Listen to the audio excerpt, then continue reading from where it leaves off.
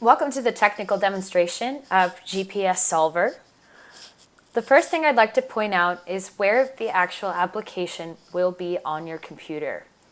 So we know the applications folder. It has a folder called EGI, and inside of that you will see a folder called GPS. GPS has a new organization and it has two modules in the program. We have GPS Acquisition, which was formerly called NetLocal, and we have GPS Solver. This is the application we're going to be using today. So GPS Acquisition is what you would use to acquire the images, and then GPS Solver is what you use to go through and solve for the new sensor position coordinates of the way the person was wearing the net on that day of the EEG recording. So now what we're going to do is we're going to go to a file that I have acquired of the person wearing the net using the GPS dome, and we're going to solve it using GPS Solver. So I can, if I want to, I can launch GPS Solver from here. You can also put it in your dock down here, GPS Solver, if it's something that you would like quicker access to. I am, however, going to go just directly to the file that I'm going to use. So I believe I have it here. Here's my unsolved file, and I'm going to double click that and it will launch GPS Solver automatically for me.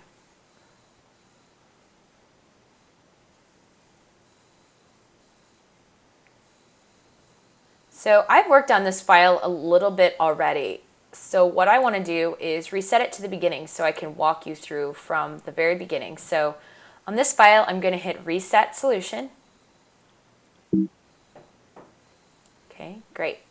So now, this is exactly what you would see when you first open a GPSR image in GPS Solver. So you see the dialog box here. It has your file name, the date, the tech, the subject information, and the net type. So if you forgot to pick the net type during acquisition, it would say calibration object, because that's what the default is in the GPS acquisition program.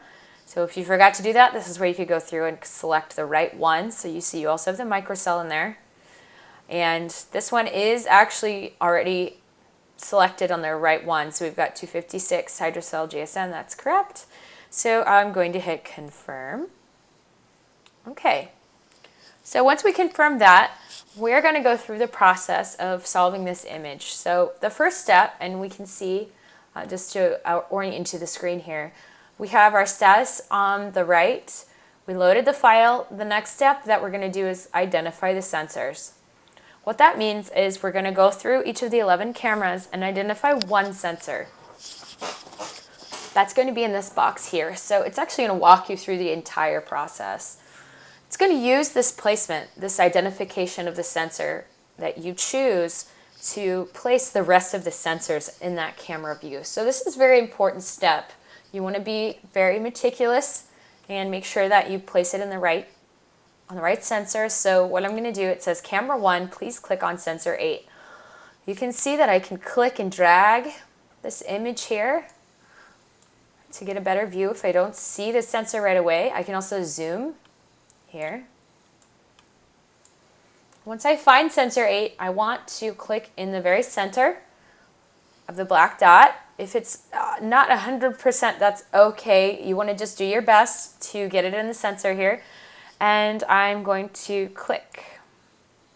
Now this prompt will come up and it will ask me if I want to report the sensor at that location. If you're not sure, you want to hit no and go back and do it again. So I click here, and then I can hit yes if I'm absolutely positive. I am now sure that I hit in the very center of sensor number 8. If you're not sure, you want to click no and go back, because once you've clicked yes, there's not a way to move past this. If you want to get rid of this box coming up every time, you can do that. It's right here, confirm identification. It's set to require.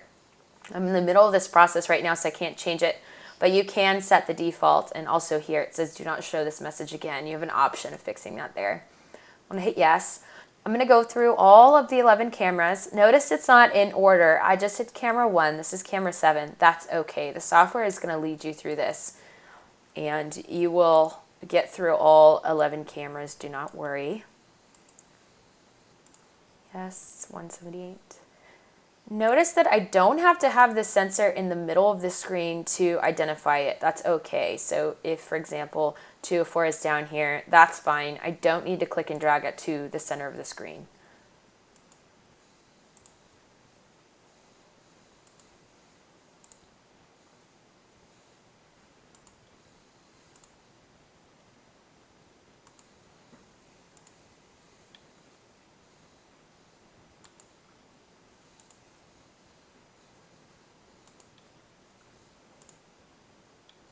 Okay, so once I'm done, now the program is going to place a label on all of the sensors where it thinks the sensors are going to be. So we call this process the optimization. So you can see right now at the bottom it says it's still detecting the sensors with this green bar, and at the top it says please wait a moment. It's optimizing the placement. So the sensor labels will turn blue, and you can see them being placed in this 2D image as they're being optimized. What this means is that it's going to place each label for a sensor in 2 different camera views. You can see here on this sensor layout, a little map that it is filling them all in here, and you have a progress bar in the bottom so you can see how far along you are. You also have a diagram of your cameras here at the bottom so you can see the way the cameras are oriented. This will help you later on. And you also have this 3D model that you can look at. So you'll notice as I click and drag this model, it's automatically updating the 2D image so that I can see what's going on here. So we've got a little bit of work to do in moving some of these sensors around, but I always like to start at camera number 1. So that's where we're going to start. I'm going to click on camera 1 at the bottom here. You'll notice in the status bar, it says that the next step, we've already identified the sensors in each of the camera views. And so now we're going to verify where the GPS solver has placed the labels. We're going to go through each camera and do this for all of the sensors in each camera. So I haven't done on any yet, so it still says 011, but we're going to do one now. I'm on camera 1. I can zoom in a little bit here to make it easier for me to see using this scroll bar at the top. And to move these, I just simply click and drag and let go of my mouse, and I can drop them on the correct sensor. So you do want to align these as best as you can to get the black dot in this label on the black dot on the sensor. And your job here is to make sure that the labels are accurately placed on the sensor precisely and accurately. So that means you want it on the right one. And it is possible that the GPS solver application might have optimized it not in the exact correct spot. So you want to make sure that it is as accurate as possible. Notice I am moving the comm sensor here, so you will have to do that. It wasn't something previously done in the earlier GPS applications, so that is something new.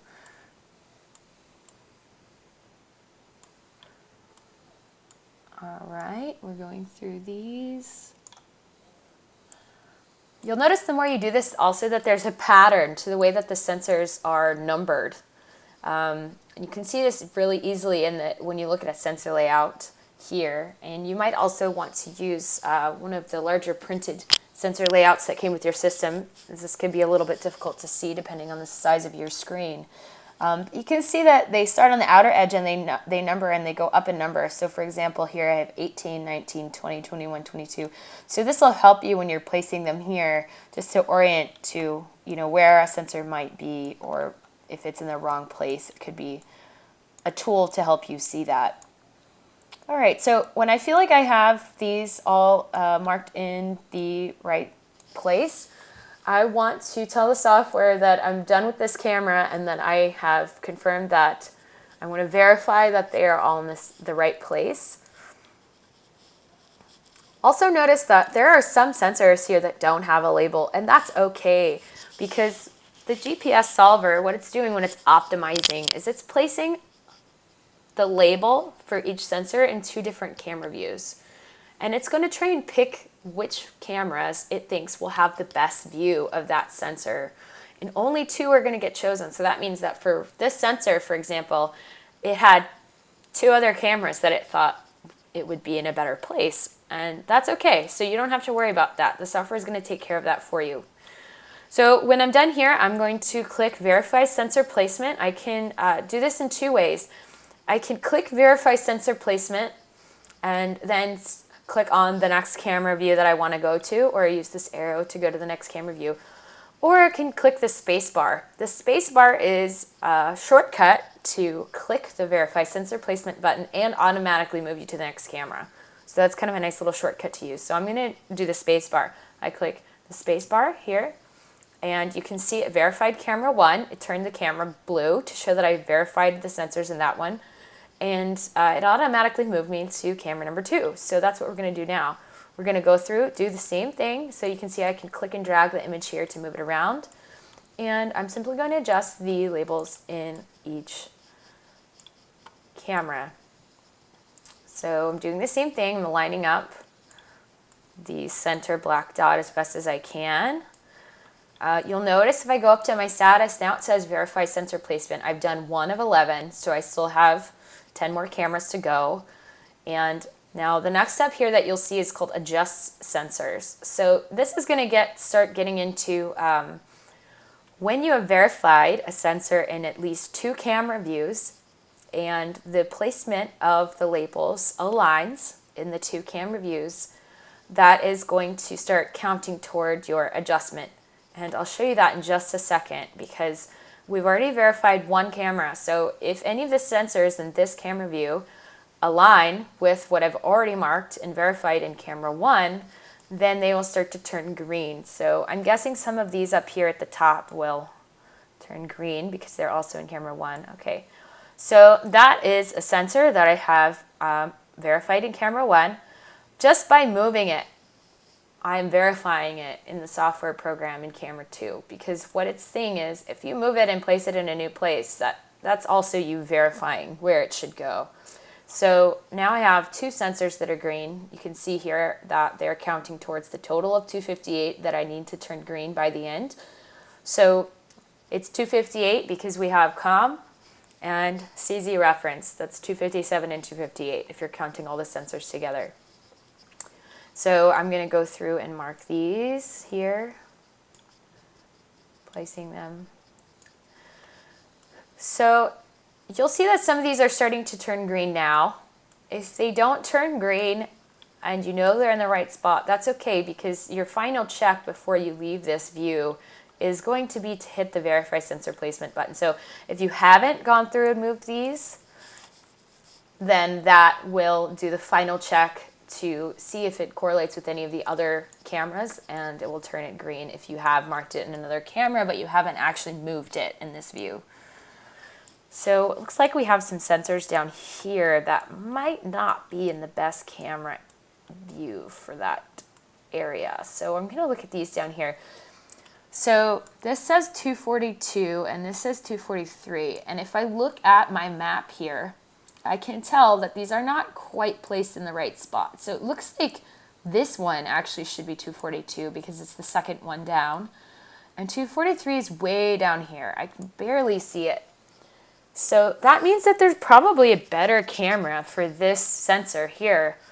And while I let the application, the solver application, place it initially in 2 camera views, it's my job to make sure that it's the best 2. So what I can do is I can go up here to Sensor Details, and I clicked on Sensor 243, and you can see it's highlighted in this 3D image as well, just to give you an idea of where it is.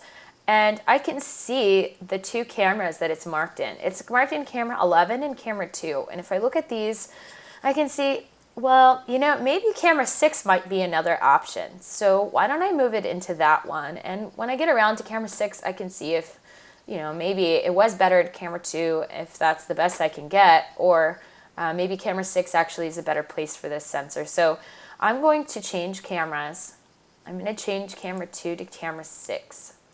And you can see it down here as I change the camera. When I hit select, it's going to move sensor 243 to camera 6. It's going to remove it from this view. I hit select, okay, and it disappeared. And so now it's in camera 6, and I can see that here. And that will help us verify. Okay, so now I've gone through and I've moved these in camera 2. Good. All right. I'm going to hit verify sensor placement. Great. So I've done it in camera 2, and I'm going to move to camera 3. I'm going to zoom out a little bit on this one. Okay. So you'll see that they're also going to turn green here in your layout once they've been verified in at least 2 camera views. And the sensor error, so the error between the 2 camera view angles, is less than 1.5 millimeters. So I'll show you an example of that here. We have some sensors that I know have already been verified in 1 camera view, so this will be their second camera. These in the top were in camera 1. Okay. So I want to point out something about these sensors turning green. The sensors will be green if you've identified them and verified them in 2 camera views, and the 2 places where you have verified them align in the angles between the cameras. So what that means is that a sensor could be green, but it doesn't necessarily mean that it's on the sensor. A label could be green, but it doesn't necessarily mean that it's on the sensor in the correct way. So I'll show you an example here using sensor 86 or 186. It has a sensor error right now of 0.38, which is great, because the threshold that is identified in this program is 1.5. So if I move this out of the view of camera, looks like camera 1, then the error goes up, goes above 1.5, and the sensor will turn red. However, if I find the line of sight from camera 1 and I place this sensor anywhere along that line of sight, it will have a low sensor error and it will be green. But that doesn't mean that it's on the sensor. It just means that it's aligning with camera 1. So that's why there's a degree of user responsibility in making sure that you have these labels placed correctly on the correct sensor. Because the green is one way to help you make sure you've correctly identified it, but you still need that verification to make sure that it's in the right place. So I just wanted to point that out there. Okay, so I'm going to go through this one and continue here. So if you know that you have the label on the correct sensor in 2 camera views and it is still red, for some reason it's red, for some reason the error is high and you can't figure out why, I urge you to try putting that label in different cameras and seeing if that helps. Maybe you just need a better camera angle view for that sensor, and that'll help reduce the error. You want to make sure that it's the right sensor in both views and that it's aligned in the very center. Sometimes you might need to adjust it very, very minimally to get the accuracy that you need to align it in each view. So I recommend to play around. So for example, this sensor here, you can see that the error is changing. So for example, it's still technically on 186, but if I move it very, very slightly, see, even here, it's technically on in there, but I really need to get it aligned so that it's within the threshold. If you know that it's in the correct spot in both views and you try and move the cameras around and you really can't, and you know, it's red, but it's really close to the error value of 1.5, so that might be okay. It's up to you to say, I've correctly identified this in the 2 camera views. I don't think there's anything else that's wrong. Maybe it's just one sensor that's giving you a problem. And it might just be that the image was, you know, difficult for you to identify that sensor in, and maybe the camera angles weren't able to align in a way that made sense for that sensor.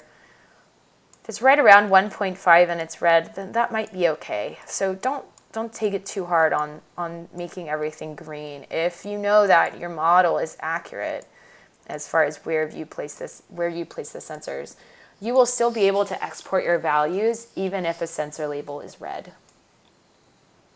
Now, if you get one camera view where all of the sensors are red for some reason, then that might have something to do with the geometry of the calibration. And in that situation, make sure that your calibration on your system is up to date. Okay, so the next step is very simple. So I'm just going through all of these here. And so, for example, this is an example of one that I would want to look at later. If I start getting red now, I generally just keep moving on until I've gone through a lot of the cameras so I can get a general idea for what might be happening if I'm getting some red sensors. I can see right here 152 is in camera 1 and camera 4. So that probably means there's something in camera 1 that is off about where I placed it. So I could go look at it now if I wanted to. I can move to another camera and it will save the settings here. I go to camera 1. So it looks like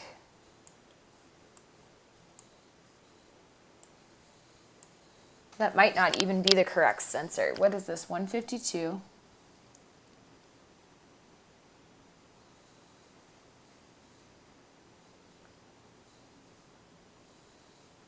And it'll help me because it shows red over here as well.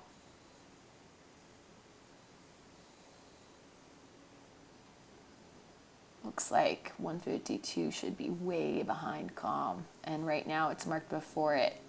So that would be a good indication that it actually might be over here. Yeah, so that's correct. This also tells me that it might be better in a different camera angle as well. So I can tell by where it is on the head that it's in camera 4. I might even be able to see it in camera 9 or camera 8. So that's something I'll evaluate as I go through here.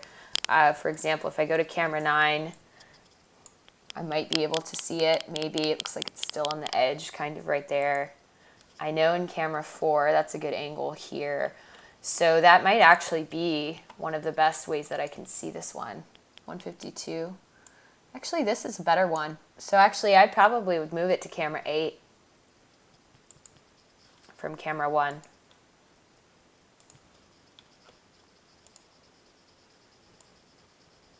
So that's why it's important when you're looking at these initially to make sure you're placing them in the right spot. And that's why I said the software will help you if you happen to. So that's great. Excellent. Okay, I'm going to go back to camera 4. I want to stay in line as much as I can. So it looks like here's some other ones that might have also been placed in the wrong area. Looks like that probably goes there. So we can go through. Once you have gone through all these cameras and verified where they are, I'm just going to skip ahead a little bit just for time's sake to show you what it looks like when you've done these in all 3. So we'll go back to here, for example. It looks like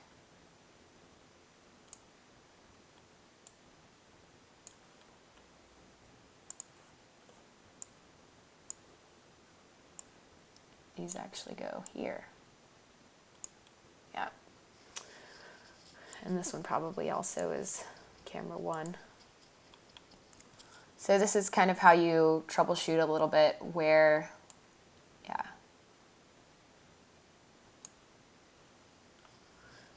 When you get those red sensors. Oh, it was 144.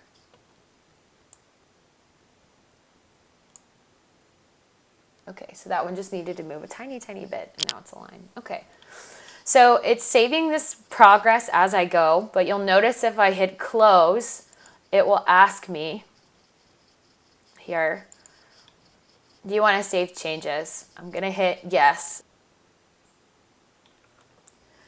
Okay, so now we've gone through the images and we've confirmed all of the labels are correctly placed on the sensors, and they've also been verified in at least 2 camera views with a sensor error lower than 1.5 millimeters. Once you do that, the next step you're going to do, and you can see in the workflow here, that you're going to go and you're going to identify the fiducial points. So that would be something that you do here. You go, you can zoom in. This one's already been placed, but I can just show you. Sensor label 31, and this is the Nasian. Okay. So to add the Nasian, all you do is you right click and you select Nasian here, and then it will give you this dot that you can move around. So you want to place this in 2 camera views, just like you would a sensor label, to mark the Nasian. And you want to keep in mind that this is marking the Nasian anatomically on the person's head, because this is how you will align this net application to something else like an MRI. So you want to make sure that you mark these as accurately as possible. So here we have, we would do the left and the right preauricular. So this is the left preauricular. It's marked on, this is camera 10. This would be the same thing. You right click, select the left preauricular, and then you have this dot. So this also has sensor details, so you can see the 2 cameras that you've marked it in.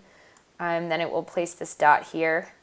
So you'll notice if I move this, it'll turn red if the sensor error is too high. So this goes by kind of the same rules as the sensor labels here.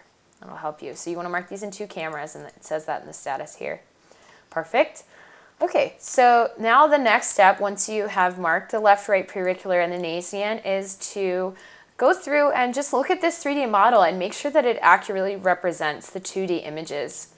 So sometimes what can happen is, for example, I was showing you earlier that a sensor can be green, but that doesn't necessarily mean that it is in the exact right spot. So you want to just go through and do kind of a last check and make sure your model looks right. For example, in this net application, it looks like there's a little too much space between these 2 sensors here. In the model, I would look at this and say, oh, I wonder if that's actually how the person was wearing it. But when I look at the 2D model, a 2D image, that is accurate. That's exactly how the person was wearing it. So that's the kind of thing that you're looking for. Because when you have a net application, ideally you want all the sensors to be equidistant, and you want it evenly placed on the head. So you're just kind of confirming that as you go through. Same with the bottom here. It looks like there are a lot of sensors down here and a little bit of space here, but that's accurate. That's exactly the way the person was wearing the net. Okay, so the next step, I'm going to actually export the new coordinates created by the image in this 3D model that you can see here to add to the EEG. So I'm going to add this to an EEG that's been recorded in NetStation. To do this, I'm going to select MFF because I'm going to add these coordinates into an MFF file. A window will pop up and you're going to save as coordinates. You don't want to change this for now, and I'll show you why in just a second, but we're just going to hit save to the desktop.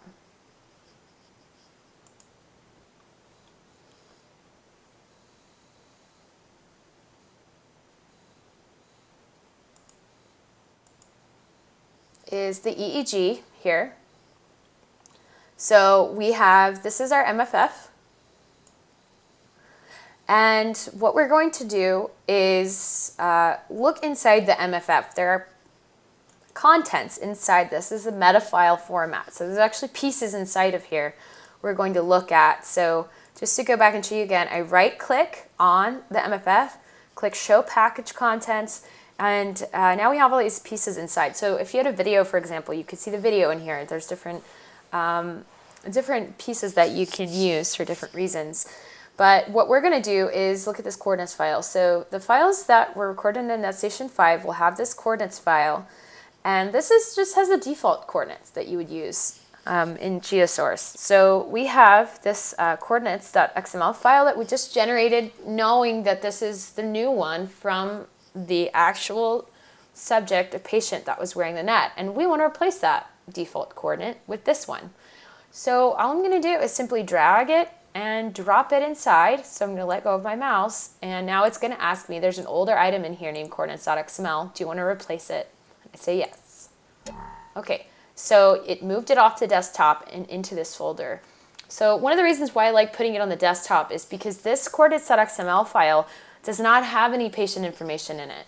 So you want to be very careful when you're moving these around on your computer, but you also know that it has to have this coordinates.xml file to replace the one that's already in the package content. So it's really important to keep this exact file name so that you can replace it and so that the software knows that this is the one it's supposed to use. If you change the name and then drop it into the package contents, then the GeoSource won't be able to use it because it's looking for this exact name. So that's very important. And I like putting it on the desktop because you can see that I dropped it in here and now it's gone. So if I generate a new one and put it on the desktop, I know that that's the newest one that I've generated. So it's important to keep that in mind with your workflow. If I go back to the GPS software, you can see that there were other options for exporting. So BESA, NSI, which is for query, and then the EMSE. So these are all the options you have for exporting these sensor position coordinates that you have here. So that completes the demonstration that we have for today.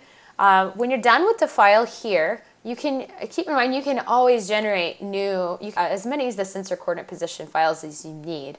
So you'll just want to make sure that this is saved. So if I go to File, Close, again you can see yes, I want to save changes. And so now this file is saved. You can go to Save As and save it as a different file name if you'd like, if you want to keep an unsolved and a solved file here. But that completes the workflow that you need to know for GPS Solver 3.0.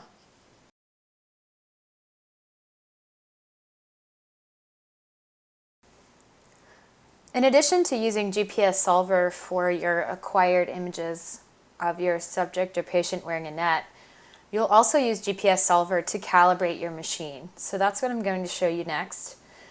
Instead of opening the calibration GPS file like you would an image file by double-clicking, you first want to open the Solver application, and I'll show you why. We're going to open Solver.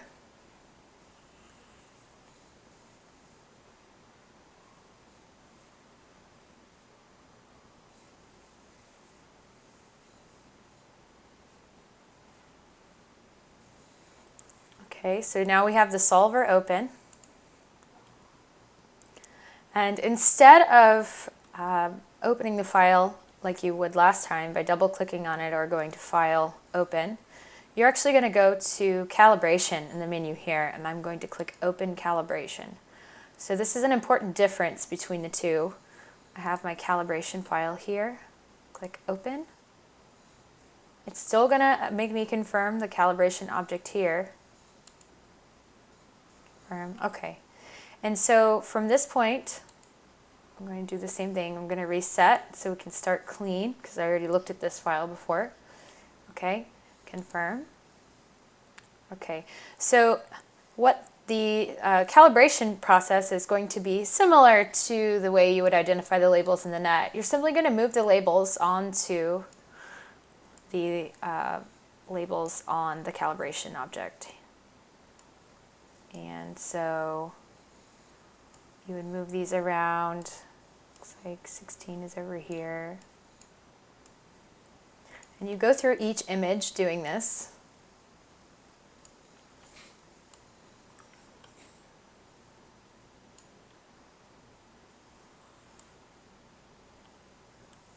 Lining them up.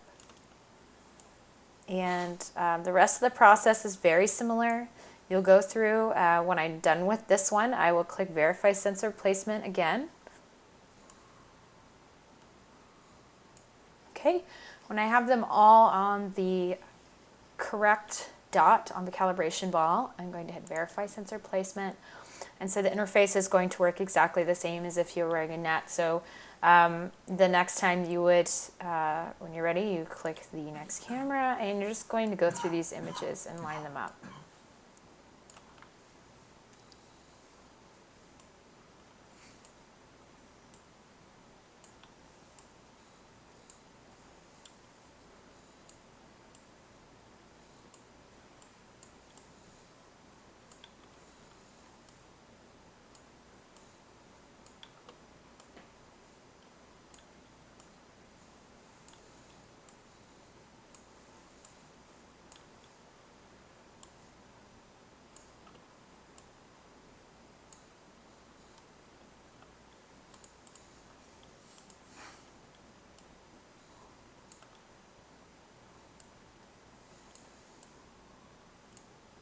So I'm going to complete this process and we'll skip ahead a little bit.